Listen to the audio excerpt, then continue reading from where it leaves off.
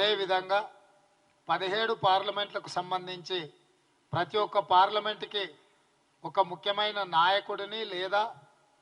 రాష్ట్ర మంత్రిని ఇన్ఛార్జిగా నియమించినాం. వాళ్ళందరూ కూడా క్షేత్రస్థాయిలో పర్యటన చేసి శాసనసభ నియోజకవర్గాల వారీగా నియోజకవర్గ స్థాయి నాయకులను, జిల్లా స్థాయి నాయకులను, మండల స్థాయి నాయకులను,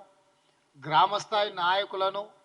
అదేవిధంగా ప్రజా సంఘాలకు సంబంధించిన వాళ్ళు మొన్నటి శాసనసభ ఎన్నికలలో కాంగ్రెస్ పార్టీని గెలిపించడానికి కృషి చేసి ఈరోజు కాంగ్రెస్ అధికారంలోకి తెలిసిన వాళ్ళందరితో కూడా చర్చలు చేసి వాళ్ళందరినీ సంప్రదించడమే కాకుండా దేశంలో ఇప్పుడు జరుగుతున్న పరిణామాలను దృష్టిలో పెట్టుకొని ప్రజాస్వామ్యమే పెను ప్రమాదంలో పడుతున్నది, విచ్ఛిన్నకర శక్తులు దేశాన్ని విభజించి పాలించాలనుకుంటున్న విషయాన్ని కూడా ప్రజలకు వివరించి దీనికి సంబంధించి కూడా ప్రజల్ని అప్రమత్తం చేసి కాంగ్రెస్ పార్టీ మల్లికార్జున్ ఖర్గే గారి అధ్యక్షతన శ్రీమతి సోనియా గాంధీ, శ్రీ రాహుల్ గాంధీ గారి నేతృత్వంలో ఈ దేశంలో ప్రభుత్వం ఏర్పడినప్పుడే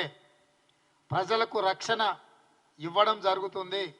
ప్రజాస్వామ్యాన్ని కాపాడడం జరుగుతుంది, ప్రజారంజకమైన పరిపాలన అందించడానికి అవకాశం ఉంటుంది.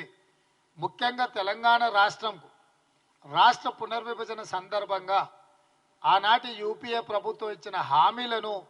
ఈ 10 సంవత్సరాలు భారతీయ జనతా పార్టీ ఎన్డీఏ ప్రభుత్వం అమలు చేయలేదు.